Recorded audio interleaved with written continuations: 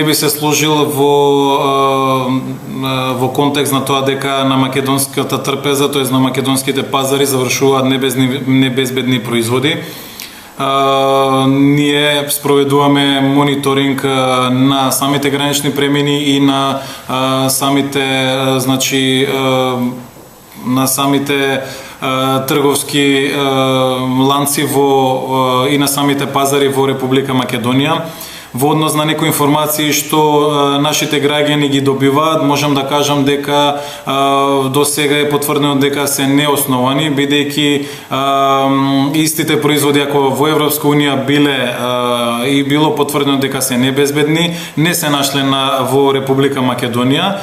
Конкретно, значи може од истата држава да се најдат таков тип на производи, но од производите кои биле значи небезбедни немало до сега. Тоа го покажале значи и сите анализи до сега што сме ги земале од такви производи. Додека пак системот за брзо информирање ни укажува за небезбеден производ доколку има од некоја држава и е нормално. Така, тој систем за брзо информирање на Европската унија покажал дека во последните години има 40 на производи од Македонија што завршиле на странските пазари, а биле небезбедни. И исто толку производи завршиле на македонскиот пазар. Прашањето е зошто Агенцијата за храна не информира секогаш на време граѓаните да бидат информирани што влегло на македонските пазари или што излегло од Македонија, производи кои што можеби се наоѓаат, дел од нив се наоѓаат на нашите трпези. Не можам да се согласам дека агенцијата не е информирала навремено.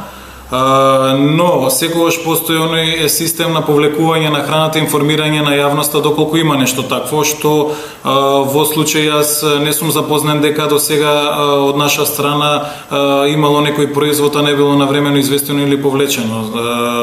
Така да ги уверувам македонските граѓани дека храната која се увезува и која се извезува не е безбедна. Нормално адултерација, значи во безбедноста на храната може да постои и во текот на транспортот и дистрибуцијата, што може накнадно да се установи, али во тие ситуации нормално си има систем на повлекување на самата храна.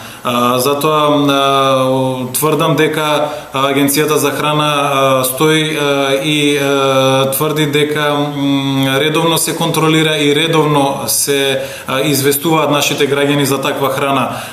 Не можеме ние да дозволиме како агенција, а исто нормално и како конзументи на истата храна, да се најде небезбедна храна на нашите трпези, рачунајќи нормално дека и ние истата храна ја јадеме, нормално ја конзумираме, нашите најблиски, но сепак одговорноста е пред самиот народ и пред самите нас како институција која е одговорна за контролата на храната. Што ќе преземете со одредени региони како што е на пример Ресенскиот регион, Тиквешкиот регион, каде што има индиции дека се ставаат повеќе пестициди од дозволеното? Дали ќе има подзасилени контроли? Вие како Агенција за храна, бидејќи се случило јаболките од две држави до сега не ги вратија, Русија и Романија. Значи конкретно грозјето од Франција го вратија. Контролата на примарното производство ја подлежи под Државниот инспекторат за земјоделие. Значи тоа не е во наш домен на контрола. Во оној момент кога производот ќе се најде на трпезите, тоест на пазарот, во тој момент значи одговорноста е наша, значи која ќе премине во сопствеништво на конзументот.